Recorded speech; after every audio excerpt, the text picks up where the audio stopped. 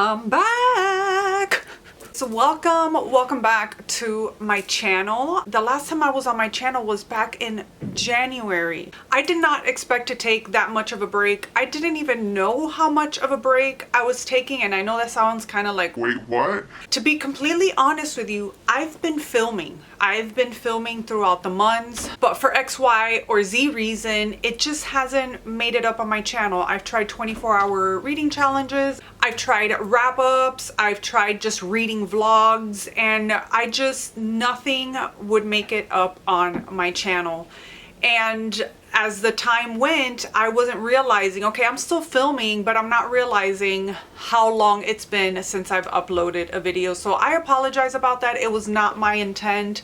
And honestly, it wasn't anything other than my brain not allowing me to move forward. I don't know what's up with that, but hopefully we can get back on track because I've missed talking about books. I'm just talking about books with people in my head most of the times. I've missed talking about or sharing what I've been reading, and I have missed hearing what you guys are reading and your recommendations and so on and so forth. Let's jump in to the books that I have been loving so far this year. These are in no particular order. I will be talking about what I believe is going to be my favorite book of the year, and it's going to come up throughout the list. It's not going to be first, it's not going to be last. It's just going to be within the thing because I just did not have the energy or the brain power to put these from least liked to most liked, because there is no least liked. I've loved all of these books. We're gonna be starting off with a book that I never thought in a million years that I would be talking about, or that it would even remotely be a favorite of mine. It's a classic. I don't tend to gravitate or even like classics, so when I finished this one and I felt all the emotions about it, I was like, oh, that was so unexpected and so out of left field, and that is Heidi. I do have the Pantone edition, but I own a few of the classics. She who does not read classics, but there's a few that I want to try, and this was among them. I actually read this impromptu. Is that a word? But I was creating my TBR for Spring's Equinox edition of the Magical Readathon that's ran by Book Roast. And one of the books was to read a translated work. Funny, I think I have that one for the fall semester now as well, which I'm working on completing my apprenticeship for the Magical Readathon, and so I'm super excited. But I was just creating my TBR for next month for that readathon, and I have to pick another translated work, which I chose, spoiler alert, The Witcher. I'm finally going to be reading, I believe it's the collection, which is the first book in the series. It's the collection of short stories that go along with the rest of the series, which I've always had a problem with. I've owned this collection for a few years already, and every time I'm going to read it, I'm like, I have a hard time because it's stories. But anyways, getting back to this was a complete surprise. This book is so wholesome.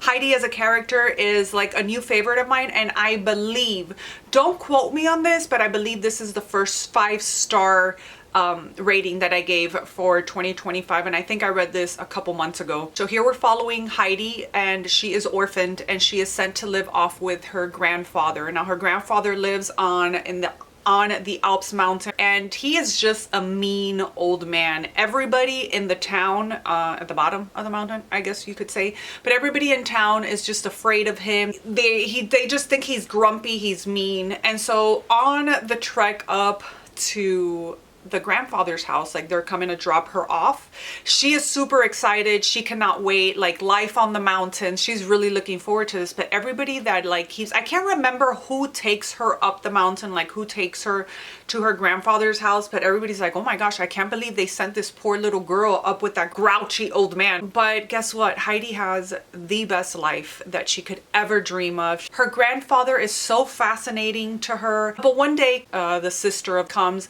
and basically takes her off of his grandfather's hand, because they're thinking that she's like baggage to him, or everybody's just feeling like he's really not taking care of her. But in reality, they're having the best time together. But you know, with each other. So it's not only Heidi loving her grandfather, it's the grandfather really enjoying the time that he's spending with Heidi. But anyways, they take her away, they find her a foster home, but Heidi is just not having a good time there. She misses her grandfather terribly and wants to go back home, and this is just that story. It is so wholesome, so amazing. It goes by so quickly, and spending time with Heidi was just an experience in and of its own. I loved her so much. Like I said, I believe this was my first 5-star read of the year, and I will always hold this little book in my heart. This will definitely be a reread when I need something wholesome and lively and just something to put me in a different attitude or a different perspective. Definitely love it so much. And it's a classic for a reason. I read Great Big Beautiful Life by Emily Henry. I mean, is anybody even surprised? I love Emily Henry. I will always read all of her books upon release. This one, I didn't read it upon release so much. I kind of like pushed it. I don't know what my hesitation was. I have become this hesitant person lately, and I don't know what it is, but I actually got an audio arc. Is that what it's called? I don't even know. But the ebook, but the audiobook, sorry, the audiobook, I got it from Libro FM as part of the influencer program that they have, and it just sat there. It released and it sat there until finally I was like, okay, I don't know what's going on with me, but I'm dying to read this. I know I always say this with each and every one of Emily Henry's books, if we go back to past times where I've talked about her books, and I think this is my favorite one. Again, I don't know if it's because it is my most recent read book of hers, but I think that the distinguishing factor in this book is that it's a romance, but it's so different than all the rest of her books. And I have noticed in the maturing of her writing, if you will, how she has gone from 2 character books and expanding on her characters, because I feel like this is the first time, aside from the last book, and I can't remember the name of it, like the book titles get cramped in my head or like mixed up in my head, but her last one, we were introduced to a set of friends, including the romance people, and so we got more characters. And even though it was mostly our romance, our love interest that had time on page, we still had other characters, which we don't have much of in her other books. In this one, we are heavily exposed to a different character, and I feel like that story arc of our, it's not even a main character because the love interest is the main character, but we see more of another character on the pages, and I loved it so much. And it's just so amazing to see Emily Henry's growth in her writing. But I don't tend to notice that a lot because I don't tend to follow a lot of authors with their recent works like consecutively as I have with Emily Henry, but it's just so clear for her in this book through her writing. That did not make sense. I don't even know what I was trying to say, but I think you understand. With Great Big Beautiful Life, we're following our love interests. I just read this last month, and the names have evaded my head. I'm not good with names. So in this book, we're following 3 characters. We're following our love interests. We have Alice and we have Hayden, and then we have, I just looked up their names because I was like, it's just going to be easier if I look up their names. And here we go. And then we have Margaret, which is our 3rd character. But Alice is a writer. Hayden is a writer. He's a Pulitzer Prize winning author or writer or interviewer or whatever the hell. And then Alice is just dreaming of her big break. She writes, she has a job. She writes for this magazine. But she has a chance to interview Margaret Ives. Margaret Ives is this starlet who basically disappeared after some tragic events in her life, and nobody has ever heard from her ever since. And so we're following her life, and then these 2 writers are competing against each other, Hayden and Alice, to be the ultimate winner of who writes this Margaret Ives biography or memoir. There's twists and turns to the story. I love spending time with Margaret Ives and her storyline. While I loved Alice and Hayden's story arc, I just feel like Margaret Ives took took the role in this book, and it was just so much fun spending time learning about her life. But like I said, spending time with Alice and Hayden and their story outside of this was phenomenal. This is another one, I feel like I'm giving all my 5-star reads at the beginning, because it was just, when I started this list of my favorite books so far this year, I knew the first 3 what they were going to be, so I didn't even have to go and look through the rest like I did, like through the rest of my read books for the year, like I did with these first 3. But I read one, Golden Summer. It was an impromptu read. The cover, I've always wanted to read a Carly Fortuna. I think that's the author's name. I'll put the cover here with the author's name. I think that's her name. This is my first book by this author, and I already have my next 2 reads on my Kindle. It's just that summer is running out. We're in the last week of August, and I don't know if I'm going to be able to cram them in along with the rest of my August TBR, which I'm not even halfway through. I loved this book so much. I think this is going to be my favorite book of the year. I can't stop thinking about it. Funnily enough, though, there is another book that was a complete surprise for me, because I actually wasn't even loving the book while I was reading it. We're going to talk about it later on. But I think about that book more than one Golden Summer, but even with that other book didn't get 5 stars, but this one did. So it's kind of like, you know, conflicting thoughts and feelings, but I think this is going to be my favorite book of the year. I love the characters. I love the setting. I love the writing. I love the romance. I loved the setting. I love the setting, and I love the setting, and I loved the season. And I don't know if it's just, I read it, it was like when you pair your mood perfectly with your book, it's like an undeniable feeling that you have when you finish it, whether it was a sucky book or not in other people's eyes. Does that make sense? Like, this was just perfection at the time that I was reading it. It gave me what I wanted at the time, and it was just majestic, if you will. I don't want to talk too much about it. Go into this one blind, but ultimately we have, you know what? I love books with granddaughter-grandmother relationships in them. There are 3 of those books in this stack, this one being the first one. We have our main character, can't remember her name, I'm not gonna look it up, but our main character, she's really close with her grandmother.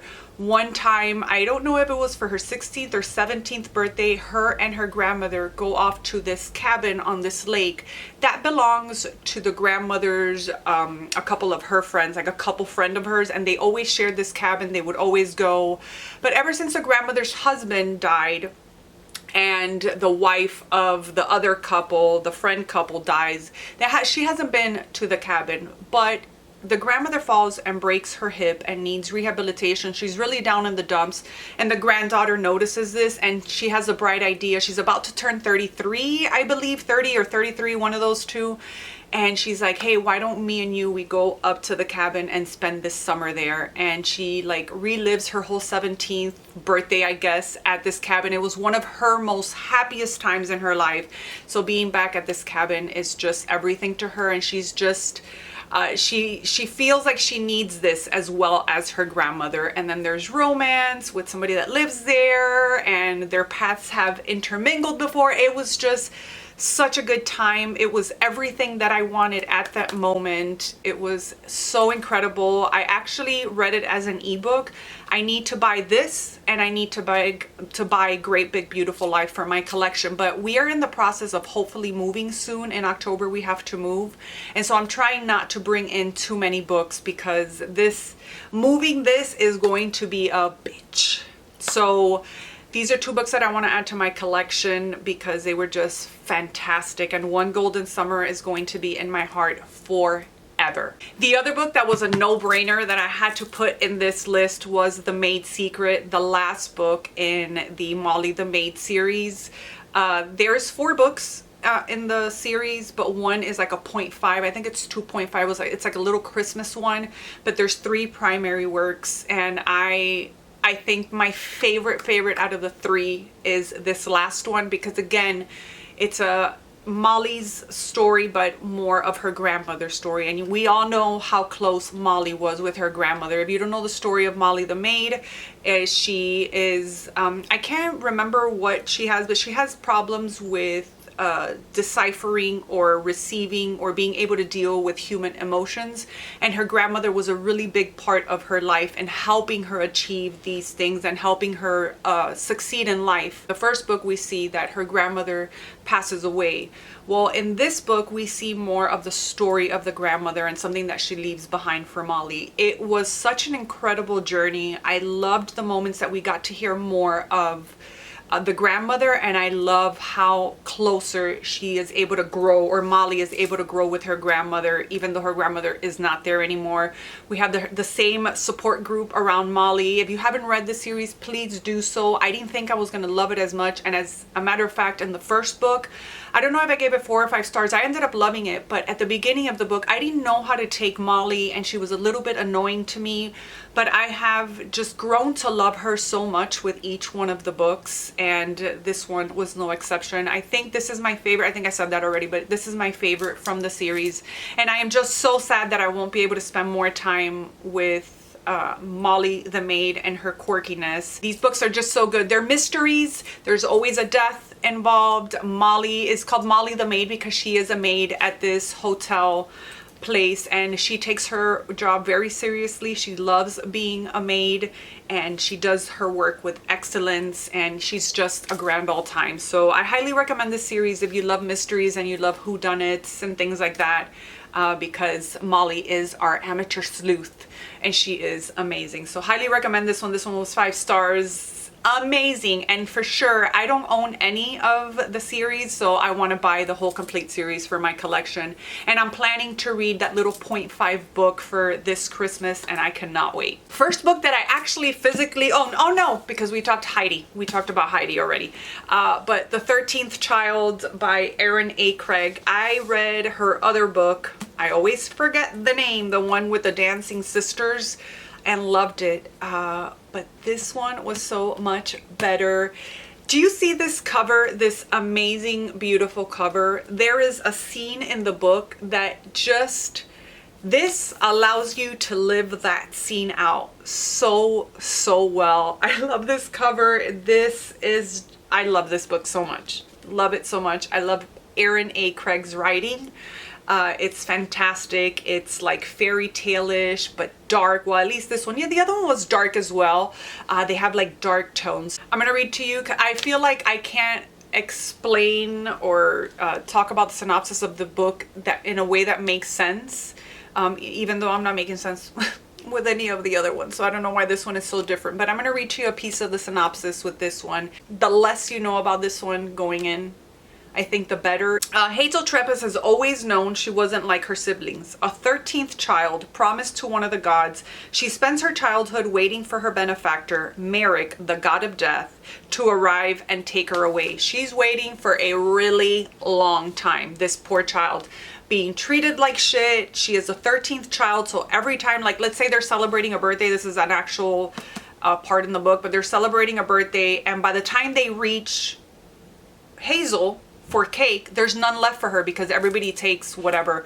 And also her parents are kind of like salty with this god Merrick because he's taking so long because they don't have the means to support these 13 kids. So they live in misery, they treat her like shit, but he does finally come and makes this great doctor out of her. He gives her the ability to be able to see somebody and tell what their ailment is or what they're gonna die from, and gives her the power to heal any and everything. But of course, magic or gifts come with a price. And so that's all I'm gonna say. I love this one. I love Hazel. The only thing that I had qualms with this book was that I didn't get enough Merrick. And I get it, this wasn't this wasn't necessarily about Merrick per se, but about Hazel, but I wanted to see more of that relationship and more of Merrick in the book. But other than that, this was amazing. It's a little chunker.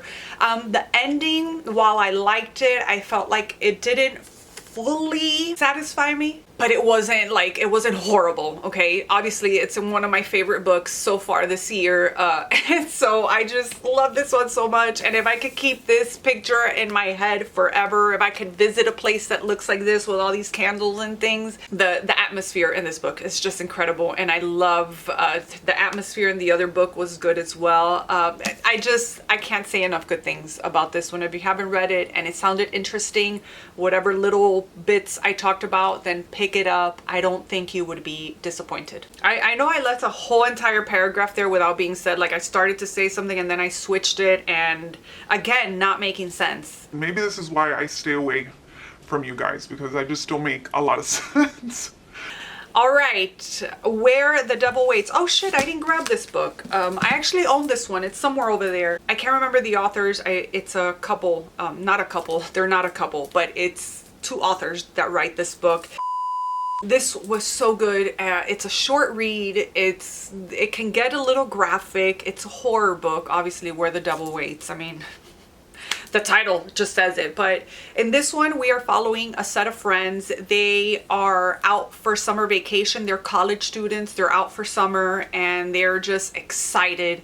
But they're hanging out one day, drinking beers, you know, being guys. And this guy brings up this story how there's this church where the devil is there waiting, and you can go and race him, and if you win from the beginning of a graveyard, from the beginning, the gate of the graveyard, all the way to the door of the church, if you win, he gives you whatever you want, whatever desire you want. But if you lose, you die. They're all like, nah, this is not true, whatever. But long story short, they end up at this place. The guy that ends up saying the story ends up racing the devil and winning. And chaos ensues from there, boy, because this guy is not, he is vile, and the most vile parts of him come out when he gets his wish. He's just, his girlfriend has just broken up with him because he's just obnoxious and just one of these people that you just don't want to deal with. She breaks up with him and he just takes revenge. It was fun. It was creepy. There are some scenes that were like, that just really had me like, almost like peeking through my fingers type of situation. I just spit all over myself. It was so good. It was actiony. It was fast paced. Our villain in this book is vile AF. You can't stand him. You like root for him to die almost. But it was such a good time. Loved it so much. Highly recommend. If you love horror and you love like there was a few graphic scenes. The whole book is not like super graphic, but there were a couple of scenes that were kind of harsh. But if you like that, then I highly recommend this one. Another book I read and loved was Bat Eater and Other Names for Cora Zen by Kylie Lee Baker. I read Keeper of Night a few years back. It was her debut novel and loved it so much. I believe it's a duology. I haven't read the second book yet, which I'm really surprised about since I loved the first book so much and I couldn't wait for the second book. But lo and behold, it got to my house. I never read it, but I loved her writing so much. And what I loved is that it was such a different tone from her debut novel. This is a very intricate kind of book, an intricate story, and I don't think I can do it any justice, but we have Cora Zen. She cleans murder scenes for a living along with two other co-workers. So she's used to seeing all these blood and this gore, but at the beginning of the book she experiences this traumatic event where she witnesses her sister get murdered, and in a very harsh way, and before the killer retrieves himself he whispers Bat Eater in her ear. They live in Chinatown. They start noticing that at the crime scenes of mostly Asian women, they're finding bats. And so they go on this whole thing of this mystery, and at the same time she's trying to find justice for her sister and trying to find the killer. So it's this whole like thing, and then we have the Festival of Hungry Ghosts involved in all of this because her aunt is telling her, you need to prep for the Festival of Hungry Ghosts, which Cora sort of ignores because she doesn't believe in all of that. And the story develops from there. It was so good. Kylie Lee Baker is a natural storyteller. I love her writing. I love how she intertwines her customs and her traditions and stuff into her books. Same thing happened with Keeper of Night. I learned so much when I read her books about the traditions in her culture and stuff. Highly recommend that. I mean, I highly recommend all of these books. The Amalfi Curse by Sarah Penner. I have read all of Sarah Penner's books. I love some not so much. I think the lowest rating I've given her is a 3 stars, which is like a whatever, you know, but I still enjoyed it. But in this one, there's always a historical aspect, like a historical timeline and then a present timeline in all of her books, and they're all witchy. In this one, we are in Italy, which, hello, I'm half Italian. My dad was Italian, so anytime I read anything with Italian or Argentinian tidbits in it, I swoon. This one was Italy, and we are following 2 timelines, like I said earlier. In the first timeline, we're following a set of witches that live along the Amalfi Coast, and it's said to be cursed because nobody knows that these women are witches of the water and they can actually control the waters around them. And so no pirate ships or no evil ships have ever been able to come to their coast because they are protected. Until one day something happens and they can't avoid trouble that they get in. And then we're following present time, and we're following an archaeologist, and she's coming to investigate something in the waters. And so these 2 timelines, they come together. I loved it so much because in the present timeline, she's learning about the stories of the witches of the past. And so it was such a great time. I love the setting. It was very summery but very witchy at the same time, which for me, I love reading witchy books in the fall time. They tend to gravitate towards that time, the cozy, the colors, the fall, the weather. But this one was so summery and so good. And like I said, I love Penner's writings. I gave this one 4 stars, and I think about it. I love their main characters, and it was just a good time. Loved it so much, obviously. Phantasma is another book that I read. This is the book that I was talking about that I was really not enjoying it while I was reading it, but it had a high impact on me because I could not stop thinking about it. I still can't stop thinking about it. I actually have Enchantra, which is the 2nd book in this series, for August. I can't wait to get to it. But basically in this one, we're following Ophelia, and she discovers her mother brutally murdered. There is no time to grieve. She has inherited the family's fearsome magic and enormous debt. But she has an older sister, and her older sister decides to go into this house that's called Phantasma, and it's a competition where contestants rarely escape alive, and the victor is granted a single wish. We have like the floors of hell, or the levels of hell, is part of the game. It's dark, it's very sexy. I feel like the sexy was just too much. It was almost like a formula. It was like this would happen and I knew sex was coming, and then something bad would happen and then sex is coming, and then sex, and it's like, it was a little bit boring and a little bit much and a little too cheesy at times. But even with that, when it came to the actual games, like when it was not sexy time or romance times, this is a dark romance, the actual games and that actual part of the storyline, I loved. The house, the scenes, the imagery was amazing. And I did like the connection between our love interest in this one. It was a dark, like, I liked it when it wasn't in bed. I loved their dynamic and their chemistry, but I just felt like the sexy scenes just took too much time and it became kind of boring. Like, how can you make sexy scenes become boring? Just too much of it, in my opinion. But even with that, it was a book I couldn't stop thinking about, and I can't wait to read book 2. I should have read it already, but I liked our main character. I liked how she handled things other than the sexy scenes, and I like the overall outcome of the story. I believe Enchantra now follows her sister and her point of view, which I'm very eager to read about. And the last book that I have for you is This Is Not a Game by Kelly Mullen. This was actually sent to me for review and I loved it. It's like a locked room mystery.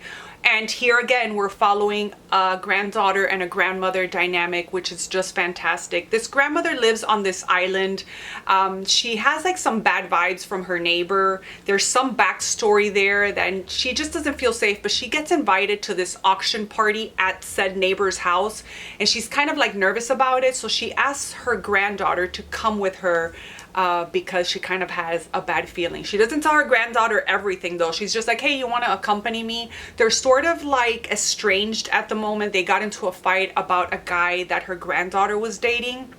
But she's trying to make amends, and she actually wants her granddaughter because her granddaughter developed this video game. It's like a horror mystery kind of game, along with this guy that she was dating, and this guy ends up fucking her over. And so she's salty about that. She got left out of making a lot of money, and she's just feeling down in the dumps. So this, when her grandmother invites her to this thing, she kind of feels happy about it. And she is the perfect person for this because when they go to this auction, somebody dies. Somebody is killed, and they're all locked in this house. There's no power. They're in the middle of a winter storm, and they got to figure out who the murderer is. And so good thing that grandmother brought her granddaughter, because it's the perfect person to solve this murder. This was a fun time. I do recommend you read this in the winter. I wasn't aware that this was a wintry type of book, or it was a winter setting, but it is the perfect winter locked room mystery read. I loved it. And just the fact that it's reading, it's a mystery, and there's a gaming element to it, because we do get to see a lot of the gaming aspects and a lot of the process that the granddaughter goes through. But anyway, I don't want to talk too much because I know I am set to give away too much of what is going on, but I get so excited that I want to talk about it. But great little book, amazing plot and writing.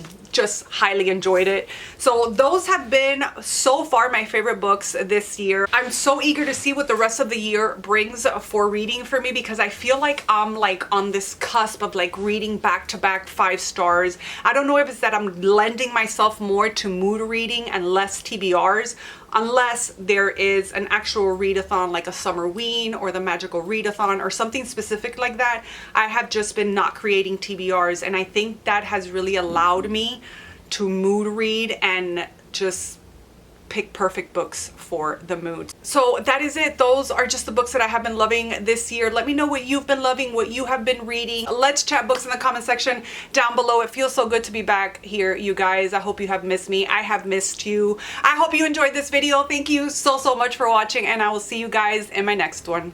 Bye.